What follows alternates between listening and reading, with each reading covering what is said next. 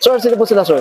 Hello, I'm Iggy Estacion from Tanza Cavite. Okay, Boss Iggy, anong auto itong dala natin, Boss Iggy? Ang dala ko ngayon ay Honda Civic FD. Ito, boss, may tema ba yung FD natin, Boss Iggy? Ano? Modulo X Full. Yun, kuba, combination, boss, eh, no? Yes, Yan. Excited ako dito. Boss Iggy, syempre, very curious sa mga ka-auto natin. Paano po ba kayo nahilig sa pagkukotse, boss? Sige po. Simula nung bata, nagsimula ako sa mga diecast, mga remote control. So, ayan. So, ngayon, ito na yung laruan natin. Totoong kotse na, boss, eh, no? Mas magastos ba, Boss Iggy? De, pero ano naman, in a positive way. Yes. Tama ba? Masaya, no? Pero masaya siya, masaya. Okay, Boss Iggy, syempre, di sa auto culture, okay lang po ba? Check natin, loob, labas, makina, okay lang po? Okay po. Pwede, so tara, check natin.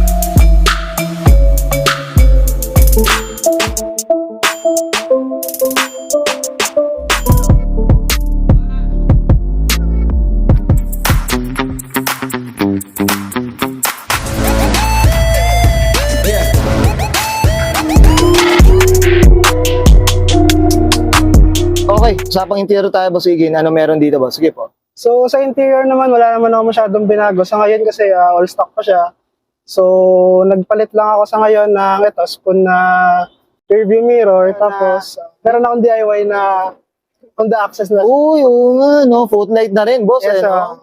Tsaka blue rin talaga, kailangan. Malamig sa mata. Oo nga.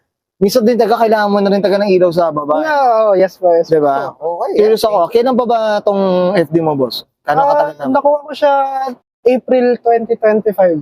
Okay. So talagang ano pa, no? Wala pang isang taon din talaga. Wala pa. So mo ba, work in progress pa rin yung auto, boss? Eh, no? Yun, siya. Excited ako dito. So, ito yung mga builder na talagang susubaybayan mo, boss, yung para sa part to, di ba? Kung malaki pagbabago. So sige, okay na tayo dito sa sa interior. Check natin, diba? So okay na po? Okay. So tara. Tough long battery. Tough and long Okay, lasting. sa pang exterior tayo, Boss Iggy, ano meron dito, boss? Skip po. So, sa exterior, sa harap, naka-modulo siya na pre-MMC chain. Tapos moonize tayo na plate bolt. Uy, yung type ko to, Tapos, boss, ha? Yan. Tapos meron din tayong spoon na sticker dun sa Okay. So, yun lang naman. Ito, boss, regarding sa kulay natin, Boss Iggy, nung nakuha mo to, ano na painted na ba siya? Ano ba?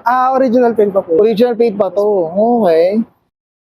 Iba rin talaga silver, eh, no? Iba pa rin. Diba, hindi siya takaw gasgas, eh, no? Kulay na yung gasgas din kasi. Yun ang kagandahan dito.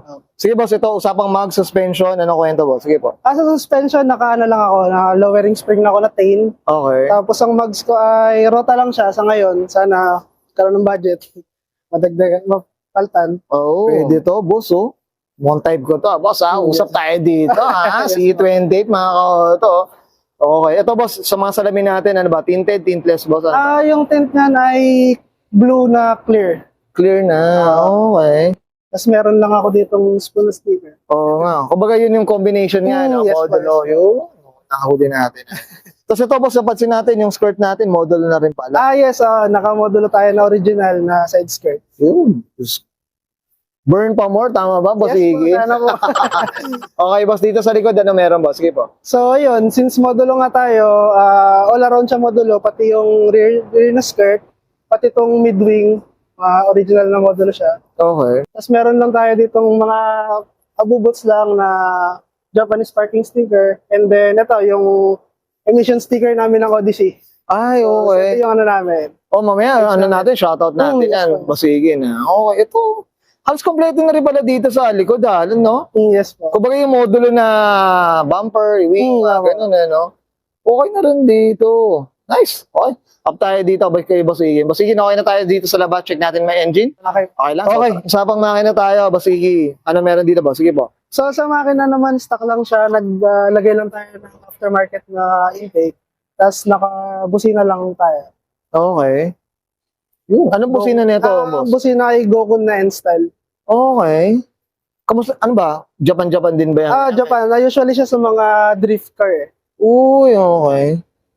Ay, ayos yun. Medyo bago sa pandinig na. Ito, boss, ano siya? Ang display, 1 point, ano siya? 1 point? 1.8 siya. 1.8. Kamusta naman yung ano natin? Yung maintenance, syempre, yung consumption natin, boss. Kamusta naman, boss? Sa maintenance naman, wala ka naman sabi sa FD kasi matibay naman ang engine ng FD eh. Basta alagaan mo lang siya sa mga PMS niya, like yung mga Okay. mga usuals yung leaks and Oo, yung mga ganun, no? Tsaka TLC lang din taga Boss Igin, eh, no? Tapos ang consumption naman tipid naman siya David naman. kapag nakapart.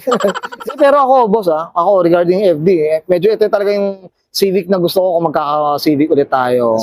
Okay.